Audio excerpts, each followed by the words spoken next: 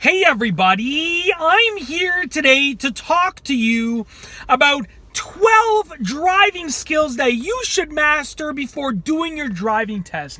Now, there's no doubt in my mind that there are so many driving skills that you should master before doing your driving test, before going for your driving test. But in my opinion, these 12 are pretty much the most important ones to master before going for your test and trying to get your license. Now, let's get right to it. Number one is speed control. Now, this is actually the one that people have the most difficulty with because they don't view it as being very important, but in reality it is. Speed control is a key factor. Now, when you're doing your driving test, the examiner is going to want to see that you're driving not too fast, but also not too slow. That's otherwise known as speed control. Being able to get close to the speed limit without going over the speed limit and maintaining that speed within a very small range or a very small area, a margin area, that is speed control. So how do you gain speed control? Well, it's just a matter of practice on that specific car. Now, every car reacts differently, so I would recommend practicing as much as possible on the car that you're going to be taking your driving test with, and practice controlling your speed.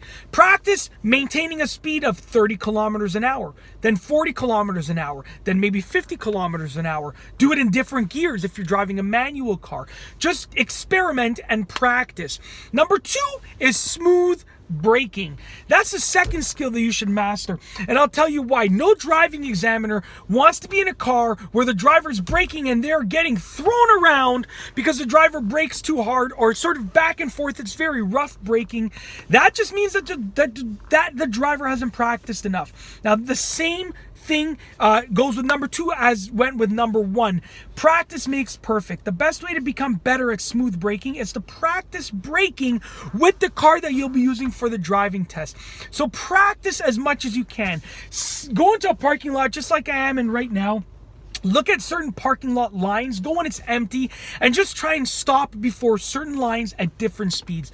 Just practice. The third driving skill that you should master before going for your driving test is forward parking. Forward parking to the left, to the right, 90 degrees, angled forward parking. Just practice forward parking as much as possible. You should be able to do it flawlessly for your driving test. That's what driving examiners look for. They want to see you do it as well as possible, as well as a licensed driver can do it, because they don't want to give you your license and then all of a sudden you leave that parking lot and you go and you're not able to park your car forwards. So learn to forward park properly. Number four is pretty much the opposite. It's reverse parking. Now, believe it or not, contrary to popular belief, reverse parking is actually easier to learn how to do properly than forward parking. Now, people think it's harder because you have to turn your head around and you're maneuvering the vehicle backwards, but in reality, it's easier because the front wheels of the car are the ones that are turning, and it's just easier to actually maneuver the car when you're reverse parking than forward parking. So learn how to use your mirrors properly, learn how to look all around your car, learn how to guide it into a parking spot in reverse, and just become a master at reverse parking. Number five is parallel parking. Now, this is another version of parking that actually people probably find very, very difficult for the most part. But in reality, parallel parking, if you learned it properly, is a science as opposed to an art. That means that it has set things. It's sort of like a mathematical process. You have to work with certain concrete guidelines to guide your car into that parallel parking spot. So learn how to do it in a way that you're not estimating, that you know exactly how much to turn the wheel, when to stop, and what to do to get your car precisely in that parking spot. Parallel parking is hard to learn how to do, but once you learn how to do it properly with those concrete reference points, then it actually becomes very easy to remember how to do. And for the driving test, if you know that you're going to get your car into that parallel parking spot properly, then you have nothing to worry about. Number six is changing lanes. Now, the chances are that, while you're doing your driving test and even after you get your license, you're going to change lanes many, many times. I would argue thousands of times you're going to have to change lanes. So with that being said, learn how to change lanes properly. Learn the proper safety procedures for changing lanes. Learn how to do it smoothly. Learn how to do it within a set amount of distance that's not too gradual and not too aggressive. Just learn how to change lanes the right way. Number 7 is pulling over to the side of the road. This is very important because when you pull over, many people actually don't know how to pull over properly, right? They throw their hazards on and then they just move to the side of the road. They don't know the whole process. They don't do the safety checks. They don't use the right type of signals. They just don't know exactly how to pull over. So set yourself apart from the majority of people on the road and learn how to pull over properly, doing the proper safety checks, letting everyone around you know that you're pulling over and you're slowing down, checking, the right areas and so forth. Just learn how to pull over properly. Number 8, an emergency stop. Now, hopefully you're never going to have to use this in your driving career, but chances are you're going to have to use it for your driving test. Even if you don't have to use it for your driving test, you should know how to do an emergency stop, just because it could really save yourself and other people from a lot of injury and a lot of damage. An emergency stop is actually not hard to do, but many people don't automatically think about doing it in an emergency situation. So what I want you to do is learn how to do an emergency stop and train your mind to use that emergency stop procedure immediately when it is necessary. Number 9 is reacting to emergency vehicles. Now, you should know exactly what to do when an emergency vehicle is approaching you from behind, from the right, from the left, from the front, whether you're in an intersection, whether you're not in an intersection, and on a main road, on a side street, on the highway. You should know every single possible scenario for an emergency vehicle approaching your car, and what you should be doing in that situation. Because it's very important, number 1, for the driving test, but number 2, to let those emergency vehicles go by so they can do what they need to do. Number 10 is identifying road signs quickly.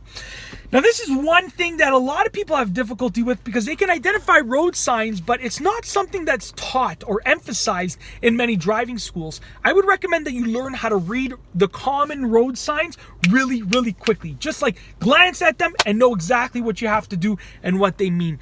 Because you're going to be able to see them during the test and you have to react and respond to those road signs.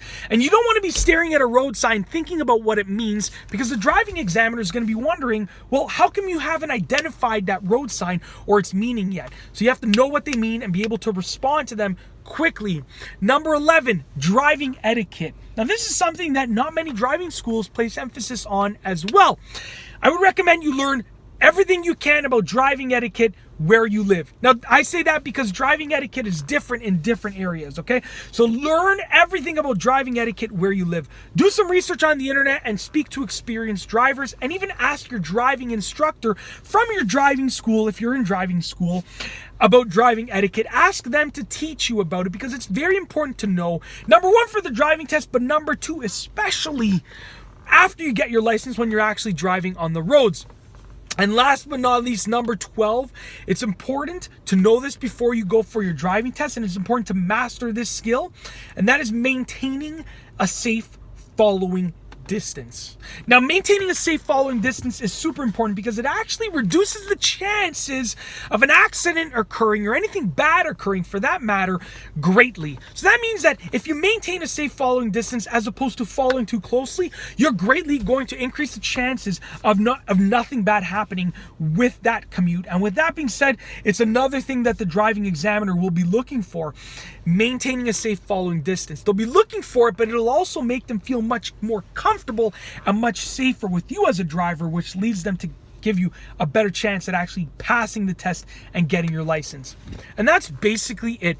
In this video, I've gone over 12 driving skills that you should master before doing your driving test. Now, some of these are driving skills, straight up driving skills. Others are things that you have to keep in mind that you can use as driving skills, but they're definitely 12 things that you should master and you should know and you should get the hang of before you take that driving test.